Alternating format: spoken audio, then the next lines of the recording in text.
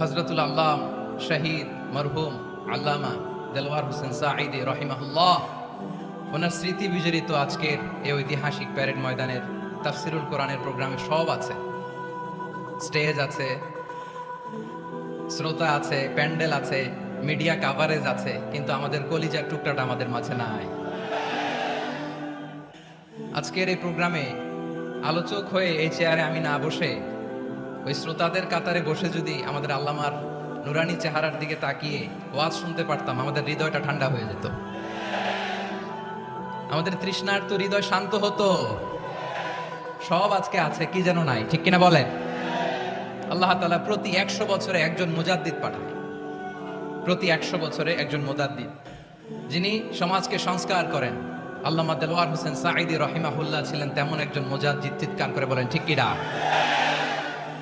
উনি শিরক বিদআতের আস্তানাকে তছনছ করে দিয়েছেন, তাওহীদের বাণীকে সমুন্নত করেছেন, গণমানুষের কাছে তাফসিরুল কোরআনকে জনপ্রিয় করেছেন।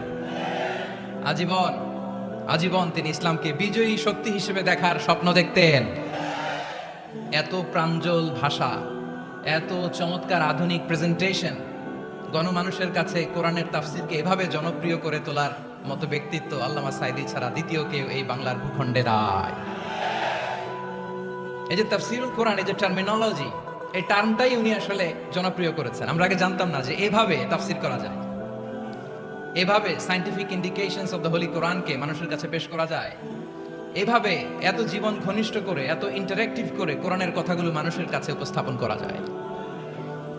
উনি অন্যায়ের বিরুদ্ধে সবসময় সোচ্চার ছিলেন, প্রতিবাদী কণ্ঠস্বর ছিলেন। ওনার আলোচনা শুনলে দেহের রক্ত টকবক করে ফুটতে থাকতো। আল্লাহু আকবার, আল্লাহু আকবার, আল্লাহু আকবার। He was a strong mouthpiece of Islamic revivalism. Islamic জাগরণের স্ট্রং মাউথপিস ছিলেন আল্লামা সাঈদী রাহিমাহুল্লাহ। অনেক দোয়া পেয়েছেন, আমরা পড়েছি, এমন জীবন তুমি করিবে গঠন, মরণে হাসিবে তুমি, কাঁদিবে ভুবন। গোটা বিশ্বকে তিনি কাঁদিয়েছেন।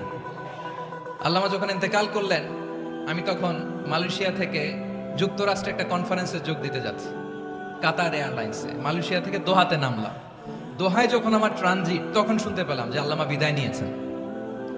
সোশ্যাল মিডিয়ায় শুনে বিশ্বাস করতে পারলাম না। মুহূর্তের মধ্যেই মাসুদ সাঈদী ভাইকে মেসেজ করলাম, উনি কোনো উত্তর দিতে পারলেন না। মাসুদ ভাইয়ের সাথে যখন কোলাকুলি করি, আমাদের শামীম ভাইয়ের সাথে যখন কোলাকুলি করি, মনে হচ্ছে আল্লামা সাঈদীর ঘ্রাণ পাই। শরীরটা লিটারালি কাঁপছিল, নিজেকে মানাতে পারছিলাম না, বিশ্বাস করতে পারছিলাম যে আসলে আল্লামা বিদায় নিয়েছেন।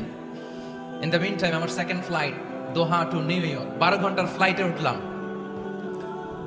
ইন্টারনেট থেকে বিচ্ছিন্ন হলাম। নামার পরে শুনলাম আল্লাহু আকবার, যেখানে ওনাকে কবরস্থ করার কথা ছিল সেখানেও কবর দিতে দেয়া হয় নাই।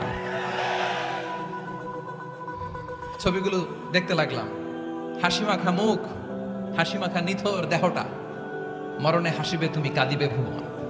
From east to west, from north to south, the entire globe, গোটা বিশ্ব ওনার জন্য কেঁদেছে, গোটা বিশ্ব কেঁদেছে। কাবার গিলাফ ধরে ধরে মানুষ চিৎকার করেছে। এর চেয়ে শ্রেষ্ঠ মৃত্যুকার হতে পারে? আমাদের আল্লামার আর কি পাওয়ার ছিল বলেন? আর কি পাওয়ার ছিল? কুল্লু নাফসিন যায়িকাতুল মাউত, যারাই দুনিয়াতে আসবে তারা ইন্তেকাল করবে, এটা আমরা মেনে নেই, এটা আমরা